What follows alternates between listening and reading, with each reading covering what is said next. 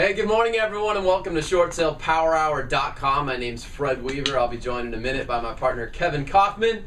We're Group 4610, Arizona's premier short sale team. You know, something just dawned on me, Fred. What's that, Kevin? We say good morning every day. Yes. Because this would typically be morning time when we would watch the videos, like when we watch Power Up with Diana. Oh, you mean like Power Hour actually has an intentional purpose so people would watch this first in the part of morning the day before they get on there? Yeah, but I mean, something dawned on me that because of the time like the comments come through and stuff, I realize not everybody watches this in the morning. No, they don't. So if that's you, that's okay, although I'd suggest doing things like this in the morning. We also mean good afternoon, good evening, and good night. Really? Good morning. Awesome. Hey guys, I've got a special message today, and I don't know, before we just hit record, I was like, Kevin, what are we going to talk about? And it hit me, you know what? I feel like right now somebody out there, several of you, are dealing with this very thing. This thing that I like to call, that doesn't make any sense. Reason and logic are out the window in a short sale. Yeah, like,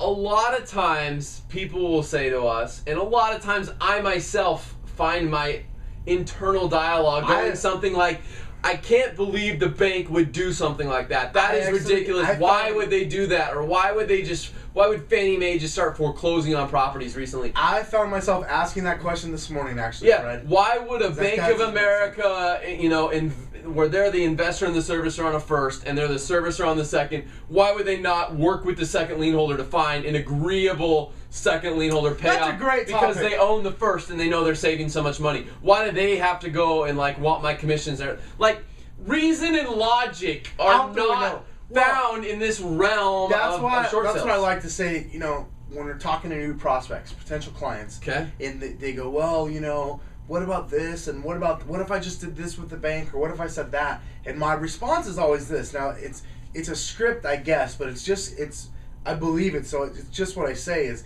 well, you know, the problem with that is that makes total sense, Fred, and I hear what you're saying, but the problem with that is you're using logic, and a bank or a lending institution is anything but logical.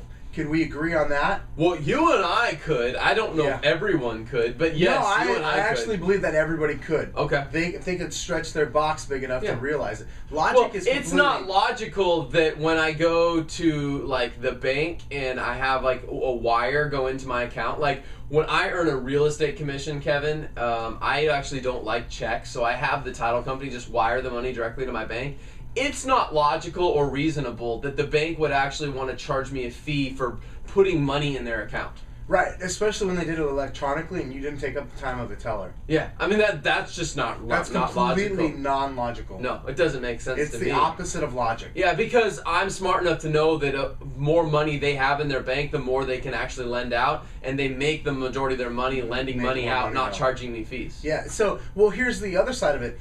It's not logical that a bank would lend you $200,000 and that you would ask them in return that they accept $100,000.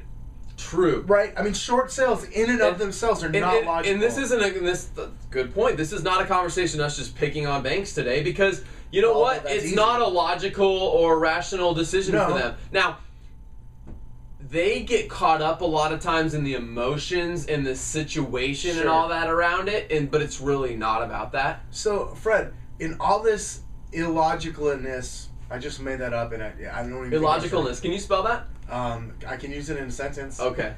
The bank's illogicalness. Okay. And all of this illogicalness, what can we do as agents? I mean, how do we get around that? Because at the end of the day, we still have a client to serve. We've got somebody who said, hey, Kevin and Fred, I'm going to hire you to do my short sale, which to me says I'm hiring you to protect my financial future. Yeah. I'm hiring you to help me avoid foreclosure. I'm hiring you to put my your fiduciary responsibility to me above anything else. And I've got to go now deal with all this illogicalness. Well, what I think we can do as agents is just step back and realize that there's a lot of things in this transaction that don't make sense. Yeah. And rather than try to understand them all, where I find myself personally getting most angry and frustrated is when it doesn't make sense. Right. In a couple of those times, I might have even filmed an episode around a bank where I felt like they were so unreasonable and illogical that they deserved to be called out.